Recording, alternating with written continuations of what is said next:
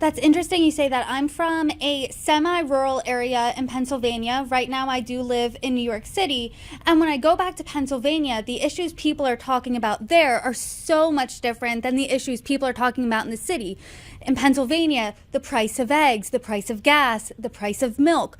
Why do you think there is this such stark divide when it comes to the kitchen table issues, depending on the geography, urban versus rural? It's out there. It's really, really sad. I mean, I think those of us in southern and western Colorado, we have a lot more in common with rural Pennsylvania and rural Florida than we do with Denver. And Denver has a lot more in common with Philadelphia, Pittsburgh, and Detroit. And there are some common issues that go across all 435 congressional districts, but unfortunately, there is this lack of understanding of what is how hard it is to just live in rural America.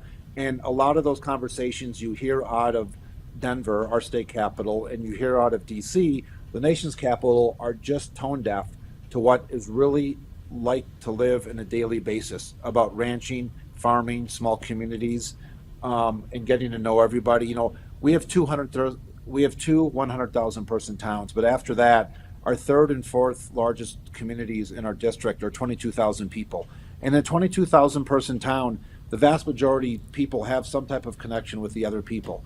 And there's a lot more neighbors around there than there are enemies. And that's what everyone is really wanting to focus on instead of all the bickering in a very ineffective way.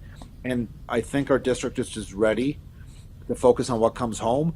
And in rural America, it truly, really is just the daily issues that face them. Gas is expensive because we in rural America are driving a lot more than a lot of other people. Our healthcare costs are much higher per capita because we just don't have the same type of supply options, if you will, in the medical marketplace. The same thing is happening in the schools as well.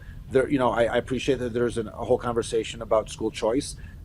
Even in the districts that want it, that's not really an option because usually there's just one school, and these teachers work really, really hard to make sure that our next generation of ranchers and farmers in rural Coloradoans are looked after and properly educated.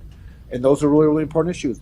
And there's just a different way of life when you need to drive an hour to do almost anything, or a half an hour to do almost anything. And the half an hour is not due to traffic and gridlock. I spent a little bit of time in New York. I spent some time in some big cities. It truly, really is that the libertarian aspect, whether you're a Democrat or a Republican, a lot of us in southern and western Colorado just want to be left alone and want to be respected. And there's not a lot of dignity shown, especially by the Democratic Party, to those of us that live in southern and western Colorado. How do you think then, as a Democrat, you would show that dignity to your community, to other rural Americans? Well, I think I've proved that I have a pretty good handle on that. I'm always listening and learning. We've driven 24,000 miles last cycle.